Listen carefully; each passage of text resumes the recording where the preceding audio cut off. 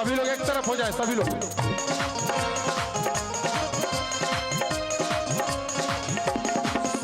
सब लोग correct side.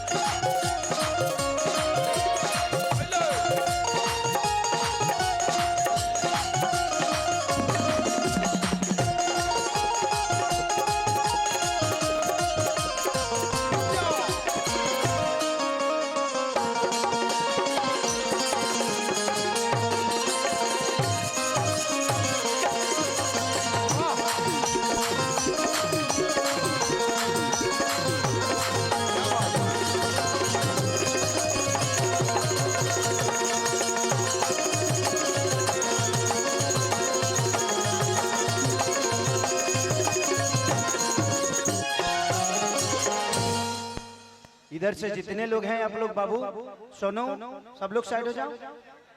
विजय को कुर्सी दे दो, बैठा दो कहीं। कलाकारों को प्लीज बैठा दो। आप लोग कलाकार जो हैं सबको प्लीज बैठा दो। अरे का हो तू बड़ू का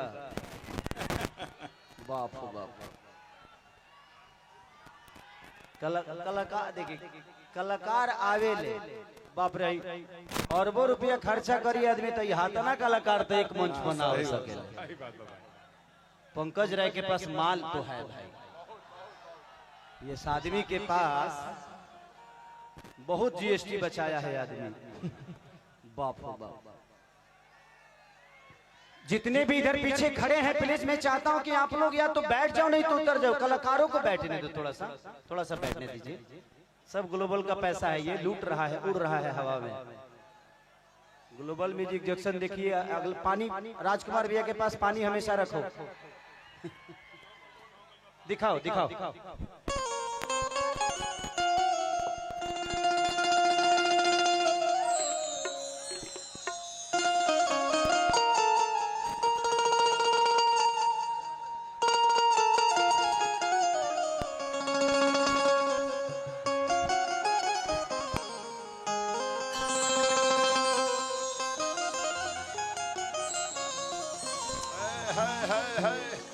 कितना लोग के दिमाग में ही हो ये खेसरिया लुंगी पहन के आ गई बा। एक्चुअली बात ऐसन बा कि एगो हमार सिनेमा बा जौना के एगो गाना के खाली क्राउड के हमरा सीन लेवे के बा और सिनेमा में इहे पहन के हम डांस कैले वाले। तो सोचनी है कि कम से कम फुटेज कट जी। बाबू काटत रहिए रे कैमरा वाला, काट ली है फिर मिली कि ना मिली। इतना भीड़ चुकावे खाली कम से कम पूरा सिनेमा के पैसा लग जाएगी। हो हो हो हो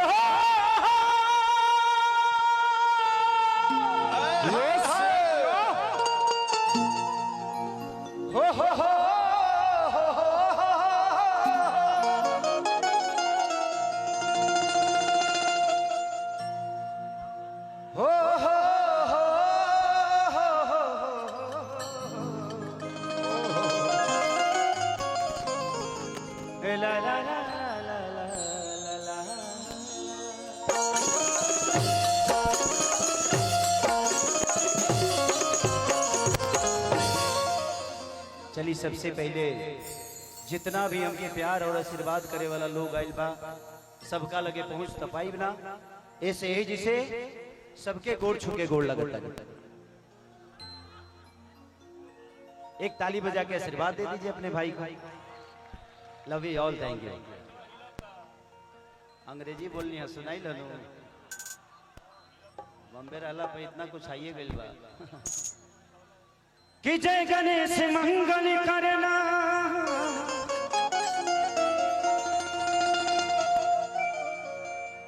विघ्न हरो गणरा एक दंत करि बरि बदना। जय हो जय हो। सीधी करो ममकार।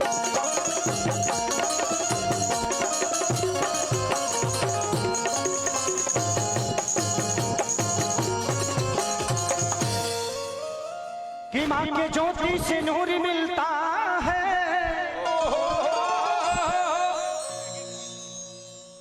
रे रे बना रहा रे।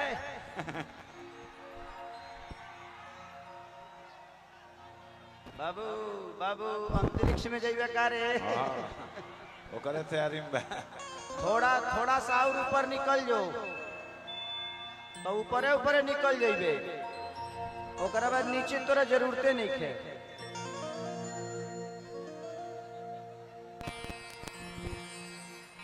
अरे पिपरवा का गछवा पयाम लागल बा रे रे। आम तुरती कोढ़ा तुरबो ना उतरब, गिरब बनू तो सीधा निकल जाइब। हम सहू देखा तरह जाई समायना के चोप छीके खात बा, गिरला कहीं एडजस्ट पॉइंट में भइल त आदमी बन जीव। कि माँ के ज्योति से नूर मिलता है, सभी के दिलों को सुरूर मिलता है। कि माँ के दरबार में जो जाए खाली हाथ, जियो शेर जियो, उसे कुछ न कुछ जरूर मिलता है।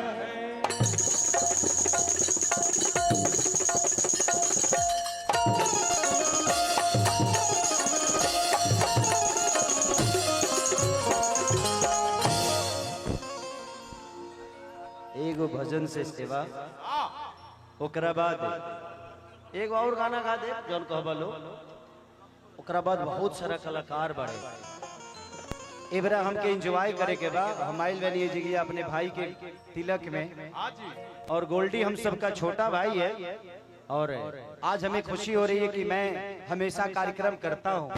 आज अपने भाई के लिए बैठ के सुनूंगा, अपने सारे भाइयों को जो मुझसे सीनियर है उनको भी, और जो मेरे बाद में आए हैं उनको भी आज प्यार करने का मौका मिला है मुझे। और मैं चाहता हूं कि इससे बड़ा सौभाग्य मेरे लिए कुछ नहीं हो सकता कि इतने भोजपुरी के सारे गौरव, सारे इतिहास आज खेसारी हो सकता है। कल का इतिहास भी यहाँ बैठा है, और इससे पहले का भी इतिहास बैठा है। भोजपुरी के घमंड, भोजपुरी के गौरव, हमारे सारे भाई अपनी अपनी आवाज से, अपनी अपनी कला से आप सबका आज मनोरंजन करेंगे, और वो भी मेरे भाई के। अरे अरे कौन पुआरा फेंकता रे? पुअरे में क्या हो, पुअरे में क्या? देखो कोनो चीज के बनावे में टाइम लगेला, बिगाड़े में टाइम ना लगेला। तू लो तूर देव, प्रोग्राम बंद हो जाई। इतना कलाकार कहियो दोबारा मंच पर ना मिलिए, तोहला लोग के लागत होई जे कार्यक्रम हमनी के अपना खाती कैले बनी जाता ना, ये आप सब खाती कार्यक्रम। इतना सारा कलाकार आइल बड़े तो आप सबके प्यार लेबे खाती आइल बड़े। 4-5 जना बानर मिल के तू बिगाड़ देबो, कोनो मतलब बा ना ओकर। आप अपने ऊर्जा को दिखाना है ना, तो अपने मेहनत से अपने आप पे दिखाओ ताकि कुछ बन जाओ। किसी का फंक्शन बिगाड़ने के लिए मत दिखाओ यार, अच्छा नहीं लगता। सोचो कि तुम्हारे घर पे भी किसी फंक्शन ऐसा ही होगा और कोई जाकर जनरेटर का तार काट देगा तो आपको कैसा लगेगा? कभी एक बार ना ये सोचना जरूर, तो गलतियां नहीं होगी। किसी बहन को छेड़ने से पहले अपनी माँ और बहन को एक बार देख लोगे तो शायद आप किसी के माँ बहन को छेड़ोगे नहीं, और उसका सम्मान हमेशा करोगे। जियो शेर जियो। आपको किसी के लिए दर्द होता है, आपके सीने में दर्द होता है, तो किसी के दर्द समझोगे कि सोचो कि यार मुझे दर्द होता है तो कितना प्रॉब्लम होता है, तो उसको दर्द होता होगा तो कितना प्रॉब्लम होता होगा। तो आप अपने आप से सीख सकते हो। दुनिया में कोई किताब ज्ञान की नहीं बनी है, नहीं तो गौतम बुद्ध पीपल के पेड़ के पास भगवान नहीं बनते। किताब में ज्ञान नहीं होती है, किताब में रास्ता हो सकता है, बस चलना आपको आना चाहिए। तो जिंदगी है यार, थोड़ा सा एंजॉय कर लो। ये बहुत मौका मिलेगा नहीं बार बार आप सबको, क्योंकि पता नहीं अब इस घर में शादी होगी कि नहीं होगी। होगी तब लइकर के होई, हमने के अपना भतीजा भतीजी खतिया अब बड़ा खाली निर्गुण गए जाओ, ओकरा बाद चूसता घुसता कुछ ना होई। अभी चूसता घुसता हो जाएगी। ऐसे जो अभी बहुत कुछ घुसता चूसता हाँ बाद में तो ना हमनी के घुसी ना चूसी शरीर घुस आ भाई दिखाओ कि पनवा से पातरी फूलवा से नाजो अरे हाई मोर माई महारानिया रे। थोड़ा सा साइड हो जाइए आप लोग ताकि इन बच्चों को देखने में दिक्कत ना हो, ठीक है? चला कि पनवा से पातरी फूलवा से नाजो हाई मोर माई महारानिया रे।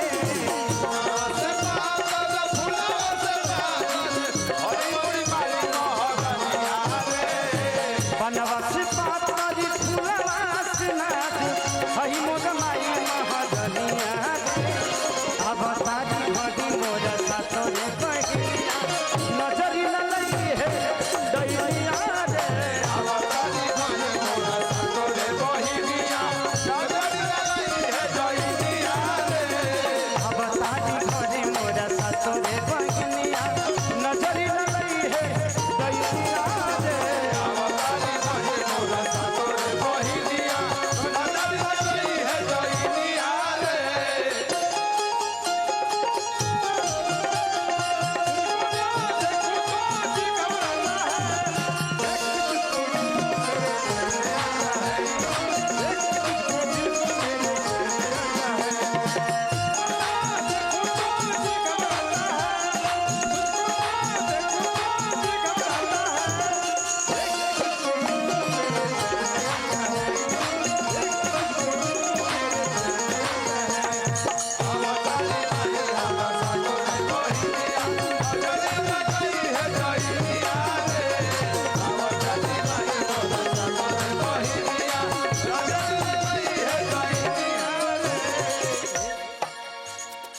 क्या चाहते हो? शर्मिंदा कर रहे हो अपने भाई को? इतने प्यारे हो। प्यार में पगला इतना पैसा कौन लुटाता है? हमारा भाई इहो बुझा करे कि अभी दे तनी बाद में ले। यही मोहब्बत है। हम कलाकारों के अंदर बात के लिए अनबन हो सकती है जी, बट दिल में किसी के लिए नफरत पैदा नहीं होता। वाह क्योंकि कलाकार गुलाब की फूल की तरह होता है। हम दूर से देखने में बहुत प्यारे हैं, छुओगे तो बिखर भी जाते हैं यार। तो कोशिश करिए मेरा भाई समर की तरफ से बहुत सारा मेरे लिए उपहार मिला है, उसका स्नेह मिला है। दिल से दुआ है भगवान से कि भगवान इस भाई को इतना बड़ा करो, इतना बड़ा करना कि भोजपुरी का एक ऐसा स्तंभ बने कि पूरे भोजपुरी को हम सबको इस भाई पे ना दें। समर अमर हो जाए।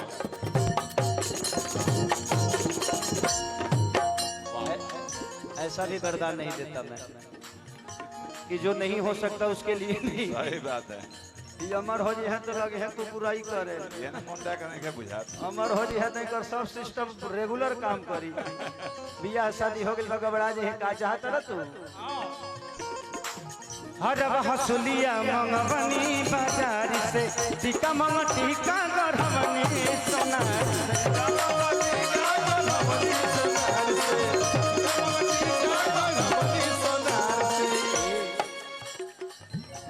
हर हसुलिया दिया पाख दिया मंगवनी बाजार से टीका मंग टीका गढ़वनी सोना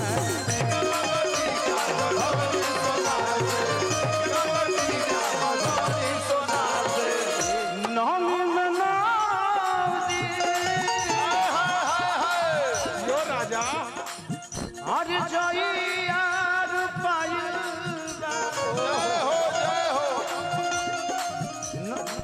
नमी में 9 दिन जइयार पायल आई बा गंगा जी के पनिया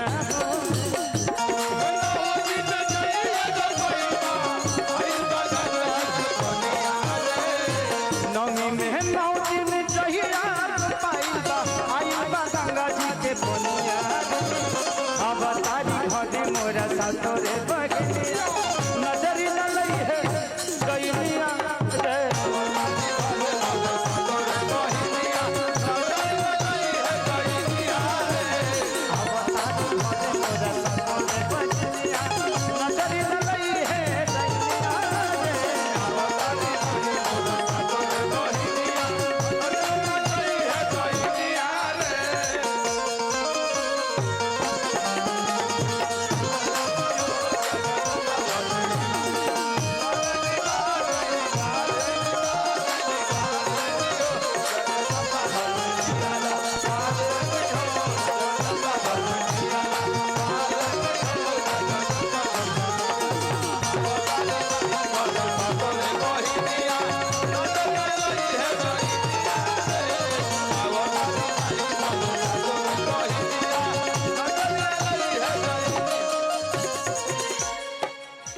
कैमरा वाले भाई हाँ थोड़ा सा अपना ऊपर नीचे कम करो यार।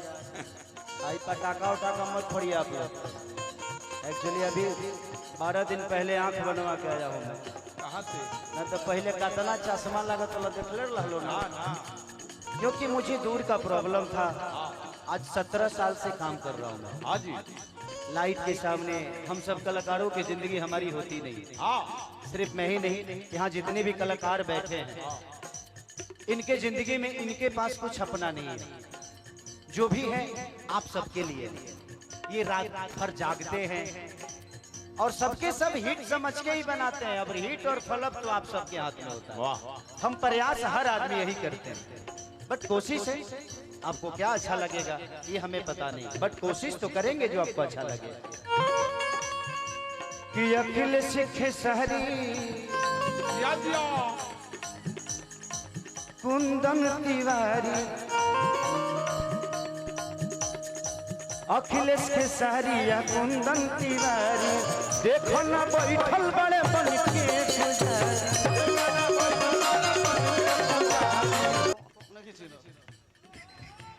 लेकिन खग जाने खगई के भाषा। हाँ गइलू ना गइलू फलन में वो कहई।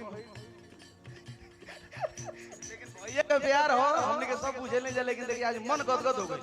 हम चाहे सारण प्रमंडल के लाल भाई खेसारी लाल जी जिन्होंने कमाल कर दिए।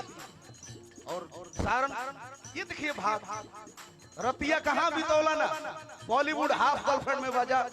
आपका भाई भी हम लोग मेहनत किए। माँ सरस्वती माँ थावेली का आशीर्वाद दोनों भाई को मिला और दोनों खिला। अब बेदर्दी जी का बड़ी योगदान है। तो पैसा ले बाकी बाद में ले भाव। बहुत बहुत धन्यवाद भैया के सम्मान में एक बार जोरदार ताली बजाइए। अभी भैया यही प्यार चाहिए दिलदार के, बाकी तो सब तो बेकार। हमें भैया के लिए जब हम लोग का दुगोला होता तो भैया का दीपकवा तो घाट ठीक ठाक लेता।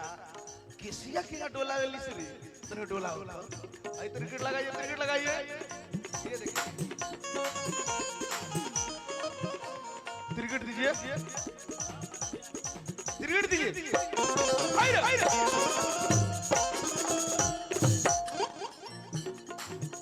भैया का दुगोला हो गया। हमने के बार जोरदार ताली भैया के सम्मान में। दिल जीत लिए भैया। आज आपने साबित कर दिया दीपक दिलदार का प्रतिष्ठा रख लिया। आज के बाद अब इसे समझिए देव। जिंदगी में एक चीज मैंने सीखी है, सवाल कोई याद रखे नहीं रखे, आपके जवाब दुनिया याद रखती है। तो प्रयास यही करना है कि दुनिया के सवाल चाहे जो भी हो हमारे जवाब अनुकूल होना चाहिए। जिंदगी में कोई किसी का है नहीं, बट बिना किसी के कोई चल भी तो नहीं सकता। सही बात। हम कहते हैं कि कोई किसी का नहीं है, बट अगर हम ऐसे कर दे, देखिए ये पैसा रख लो। मेरे पापा की एक बात हमेशा मेरे दिल में हमेशा बसती है। लोग कहते हैं मेरे पापा के पास एक साइकिल है जो मेरे पापा के दहेज में मिला था, और आज भी मेरे पापा के पास है। मैंने पापा से बोला कि पापा आपके पास 4-4, 5-5 गाड़ियां हैं, गाड़ी से क्यों नहीं जाते कहीं? बोलते हैं कि बेटा ये तुम्हारी मम्मी है और ये मैं हूं। आजकल लोग चीजों को बदलना जानते हैं। हमने अपने चीजों को खराब होते भी देखा है और उसको बनवा के आज भी मेरे साथ है। रिश्ते वही होते हैं। आजकल लोग कोई सामान खराब होता है तो बेच देते हैं, दूसरा आ जाता है फेंक देते हैं। रिश्ते वही तो है, बिगड़ता है बनवाओ, फिर उसको चलाओ, फिर बिगड़ेगा, फिर बनवाओ, यही तो रिश्ता है। लोग कहते हैं लैला मजनू का प्यार। मुझे लगता है कि मेरे मम्मी लैला मजनू के बाप है। मेरे मम्मी पापा, मैं डेली अपने मम्मी को लड़ते हुए पापा से देखता हूँ। उसके बाद शाम के रोटी दोनों बैठकर जब खाते हैं तो लगता है यार ये झगड़ते कब हैं? ये हमारे रिश्ते हैं, बिगड़ता है। मैंने अपने बीवी से कहा कि देखो तुम मुझे छोड़ दोगी तो 6 महीने बाद तुम्हें भी कोई मिल जाएगा। हम तो 10 मिनट में मिल जाएगी। लेकिन मैं रिश्ते की बात कर रहा हूं, आप लोग इस बात को सुनिएगा जरूर। लेकिन 6 महीने बाद 6 महीने तक मैं भी बहुत तुम उसको प्यार करूंगा, वो भी मुझे बहुत प्यार करेगी। लेकिन चंदा 6 महीना बाद क्या गारंटी है कि तुम्हारी तरह वो नहीं लड़ेगी? 6 महीने बाद फिर वो तुम्हारी तरह मुझसे लड़ेगी और फिर मैं तुम्हें छोड़ूंगा। और हर आदमी वैसा ही करेगा और तुम्हारे साथ भी ऐसा ही होगा। खेसरिया तो एक दुगो पलांटी मारता, जवन मिली तो 9 गो पलांटी मारी। तो कोई जरूरी नहीं है, रिश्तों को बदलो मत, रिपेयर करो, रिपेयरिंग करो। जैसे सामान को रिपेयरिंग करके चलाते हो वैसे रिश्ते को रिपेयरिंग करो। और आज खेसारी लाल और चंदा का जोड़ी 20 साल का हो गया। वाह। जिंदगी में किसी को बदलना जरूरी नहीं है, खुद को बदलना जरूरी है। अपने आप वो सही हो जाएगा, एक बार बदल के तो देखो यार, उसके हिसाब से बदल दो। उसको जो पसंद नहीं है उसके पसंद की चीज करो, कभी खराब नहीं होगा। कि अकेले सीखे शहरिया कुंदन तिवारी, याद बड़ी आवता यादों के यारी।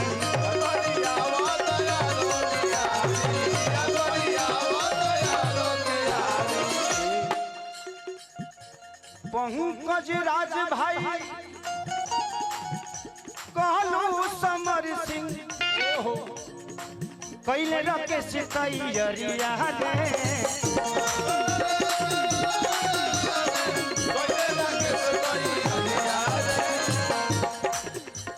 अरे पंकज राज भाई कहलू समर सिंह कैले रखे सितैयरिया रे।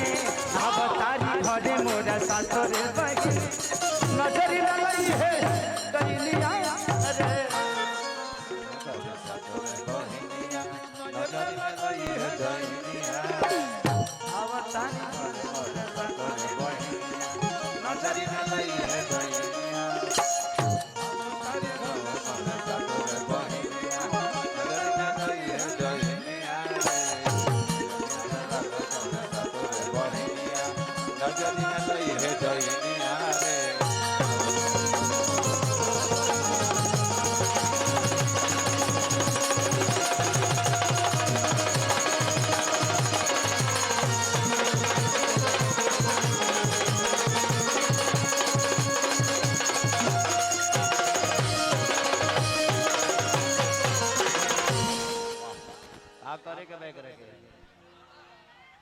भूख भूख मत करो, भूख भाग मत एकदम सीधे छोड़ दो बाबू। भूख भूख मत करो, न तो हेलो के यूट्यूब हैंग हो जाएगी। बोली बंगला मुखी भवानी की। अब कौन सा गाना गाते बताओ? डिम्पल जी के नचाई। हाँ हाँ आइए डिम्पल जी आइए। हाँ भाई, इनको सर्विस ले जरूरी है कि हो